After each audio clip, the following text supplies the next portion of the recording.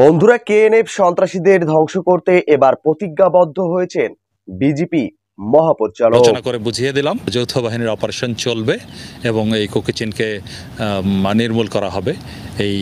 সেটা দিয়েই কুকিচিন মানে তাদের যে দৌরাত্ম্য এবং শুধু তাই নয়, বিজেপির তরফ থেকে জানানো হয়েছে কুকিচিনকে ধ্বংস করার জন্য বা সমূলে উপড়ে ফেলার জন্য তারা সর্বদাই প্রস্তুত রয়েছে, যে কারণে তারা যৌথ বাহিনীর সঙ্গে কাজ চালিয়ে যাচ্ছে।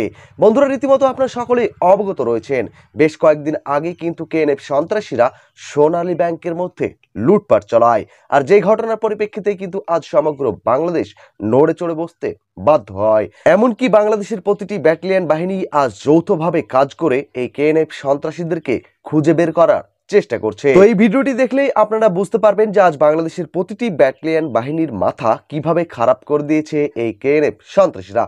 কারণ দেখুন বন্ধুরা, এই কেএনএফ সন্ত্রাসীরাই কিন্তু একমাত্র বাহিনী যারা কিনা আজ বাংলাদেশের মধ্যে এমন কোনো আতঙ্ক নেই বা এমন কোনো প্রকার অপরাধ নেই যা তারা করছে না, আর যেটা করে আজ বাংলাদেশকে তারা এতটাই অতিষ্ঠ করে তুলেছে যে তাদের সমূলে উপড়ে ফেলার জন্য বিজিবি বাহিনীও আজ সর্বপ্রকারভাবেই প্রস্তুত হয়ে গেছে।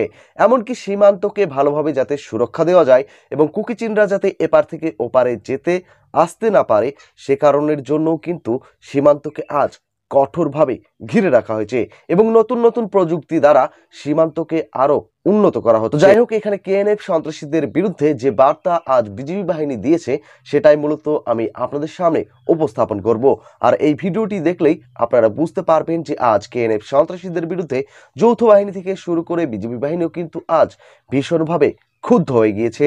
তো আপনারা ভিডিওটি দেখুন, তারপর আমি আবারও ফিরে আসছি। দেশের সীমান্তের মধ্যে সবচেয়ে দুর্গম এলাকার একটা রাঙামাটি জেলার সীমান্ত। কয়েকটি সীমান্ত চৌকি পরিদর্শনে সকালে হেলিকপ্টারে রওনা হন বিজিবি প্রধান মেজর জেনারেল আশরাফুজ্জামান সিদ্দিকী। সীমান্ত ঘেঁষা রাঙামাটির কাপ্তাই ব্যাটালিয়নের অধীন প্যারাছড়ি বিওপি ঢাকা থেকে আকাশপথে যেতে লাগলো ঘন্টা দেড়েক, কিন্তু এখান থেকে হেঁটে রাঙামাটি সদরে যেতেই লাগে সকাল থেকে সন্ধ্যা।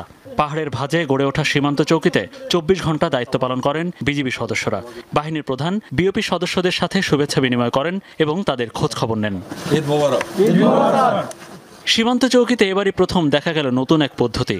আগে এসব সীমানায় ডিউটিতে আসলে পরিবারের সদস্যদের সাথে কথা বলতে হেঁটে যেতে হতো শহরে বা বহুদূরে। এখন বঙ্গবন্ধু স্যাটেলাইটের ভিস্যাট ফোন প্রযুক্তি দিয়ে সার্বক্ষণিক যোগাযোগ রাখতে পারেন সৈনিকরা। আমরা এখানে ঈদ করতেছি, আমাদের এখানে ঈদে ছুটি যাইতে পারিনি। আমরা দেশের সীমান্ত রক্ষার জন্য আমরা ভর্তি হয়েছি। আমরা সীমান্ত রক্ষা করি, আমাদের উপরে দেশের মানুষ সব নিশ্চিত করি, রাত্রে ঘুমায়। ফার্স্ট লাইন অফ ডিফেন্স যে কাজ করতেছি, এটা আমাদের জন্য একটা গর্বের বিষয়।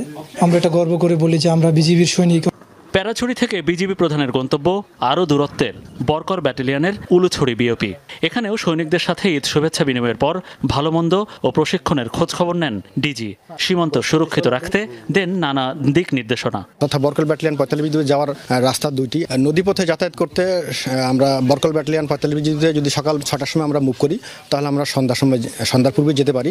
আর যদি পায়ে হেঁটে যেতে হয়, তাহলে আমাদের কখনো 2 দিন কখনো 3 দিনও পায়ে হেঁটে ব্যাটালিয়ন সদরে যেতে হয়। বিজিবি মহাপরিচালক বলেন, দেশের নিরাপত্তায় সীমান্ত রক্ষিত রাখতে হবে সবার আগে। এজন্য সাধারণ সৈনিকদের মনোবল বাড়াতে জোর দিতে হবে। উঠে আসে কুকিচিনের ব্যাপারে সজাগ থাকার প্রসঙ্গ।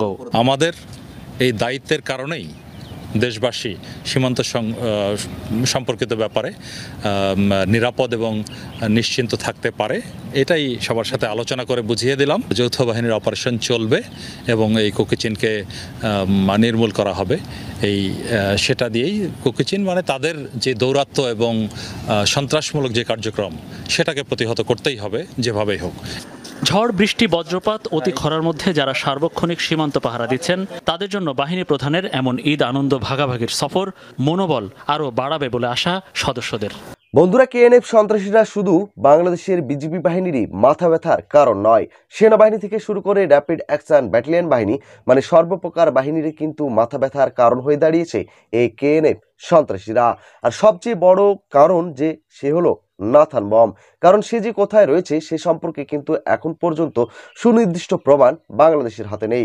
তবে অনুমান করা হয় যে নাথান বম ভারতের মণিপুর রাজ্যের যে কোনো এক জায়গায় এখন পর্যন্ত লুকিয়ে রয়েছে, আর সেখান থেকে সে বাংলাদেশের মধ্যে তাদের এই অপকর্মগুলোকে এখন পর্যন্ত অপারেট করে যাচ্ছে। তো যাই হোক, এই সম্পূর্ণ ভিডিওটি দেখে অবশ্য আপনারা কি বুঝলেন?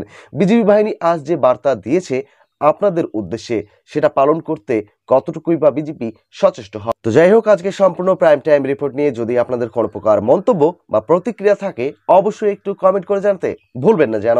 তো ভালো থাকবেন, সুস্থ থাকবেন। তো দেখা হবে পরবর্তী ভিডিও।